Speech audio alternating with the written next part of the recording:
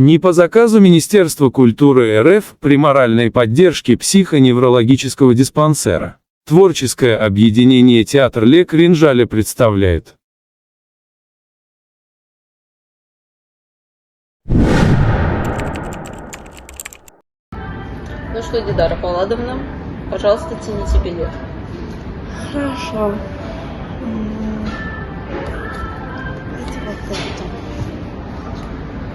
Так, у меня вопрос.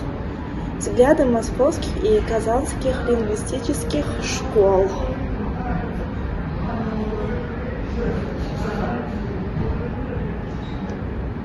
Ну что, как вы это себе представляете? Так.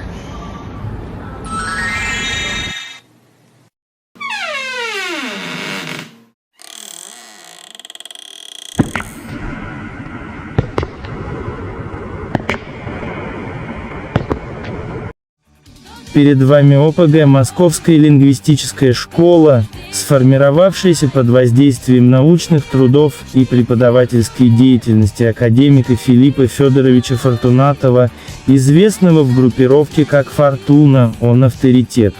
Филипп Федорович Фортунатов, Фортуна.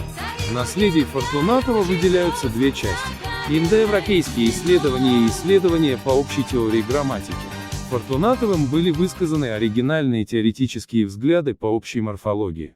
Они касаются прежде всего таких понятий, как грамматическая форма, словоизменение, словообразование и формообразование, а также классификации частей речи.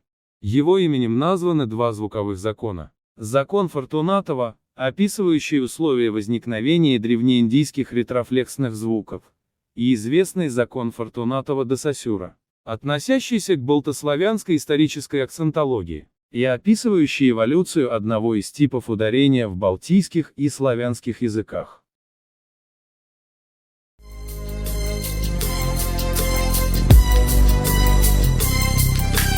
Алексей Александрович Шахматов, коллекционер.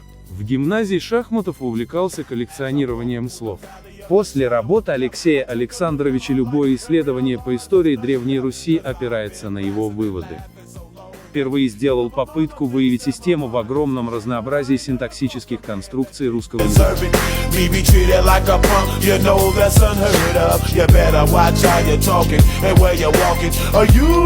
Александр Матвеевич Пешковский, Бутан, окончил с золотой медалью Феодосийскую гимназию. Учился на естественном и на историко-филологическом факультетах Московского университета, откуда дважды был уволен за участие в студенческих волнениях.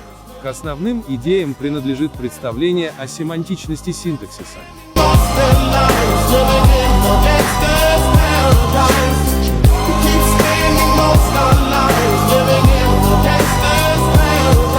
Василий Михайлович Истрин, слушальник, в Одессе женился на своей слушательнице Евгении Самсоновне Кузьменко, которая также стала крупным лингвистом-русистом и историком языка.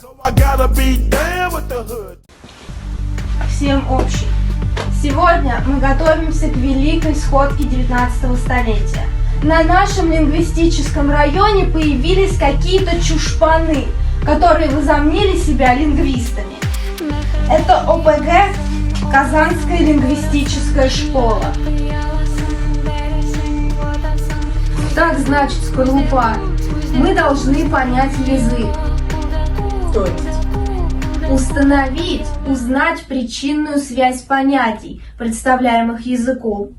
А эта связь может быть открыта лишь при историческом изучении, так как каждое явление имеет причины в целом ряде предшествующих явлений. Но как мы это сделаем? Нам нужно придумать свой метод.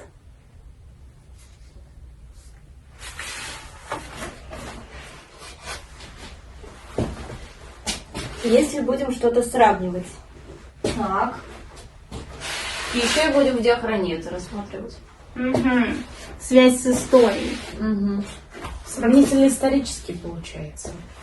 Хорошая идея. Запомним. Давайте сформулируем наши основные принципы, по которым мы будем действовать.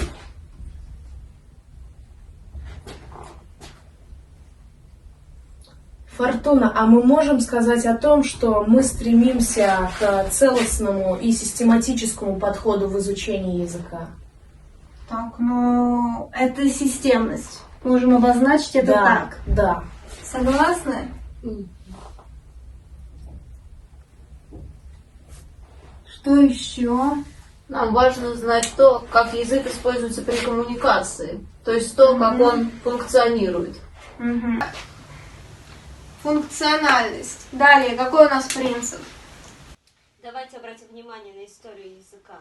Изучим, как изменялся язык со временем и какие факторы влияют на его эволюцию. Четвертый принцип. Четвертый принцип.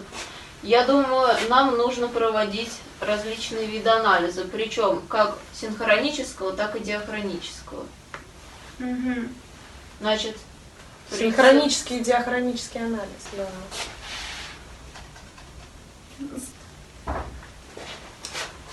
Отлично.